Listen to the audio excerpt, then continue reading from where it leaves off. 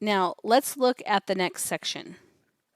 We will now find the percentile rank for a given data point in a set with n total values. For these problems, we are given the percentile rank, and we have to find the number that corresponds to that.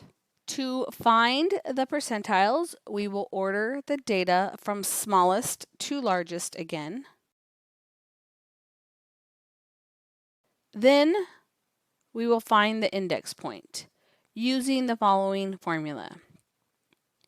I, for index point, equals P, which is the percentile, divided by 100, all times n, which is the number of values that we have.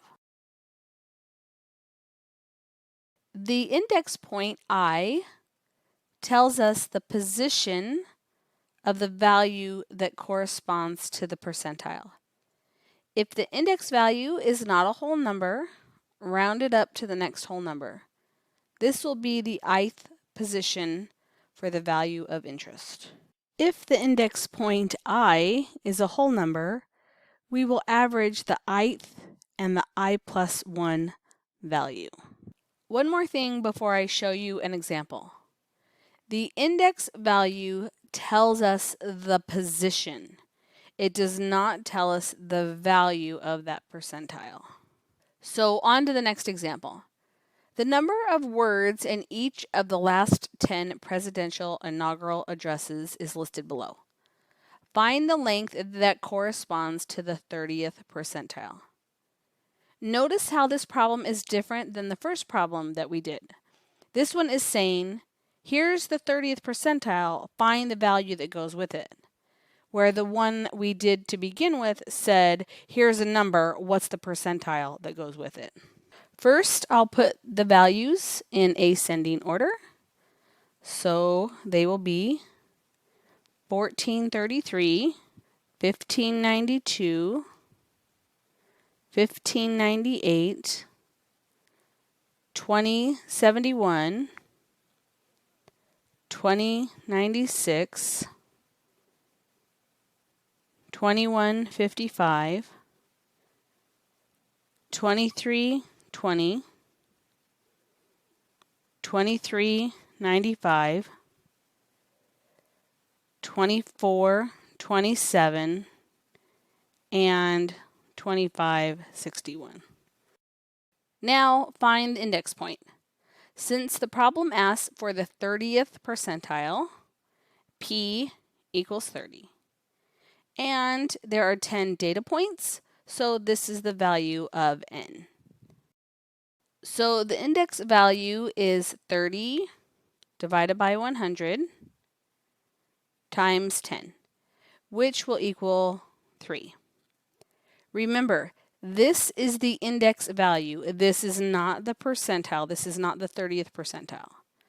Since the index value is a whole number, we'll take the average of the third and fourth position.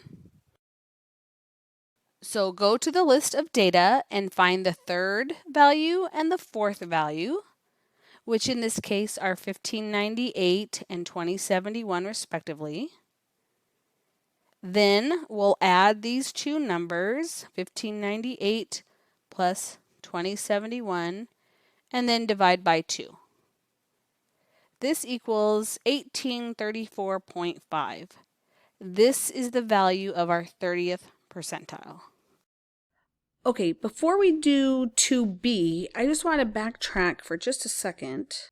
So the problem we just did was if I is a whole number, and that's what we just found, then we found the midpoint between the I and the I plus 1 position.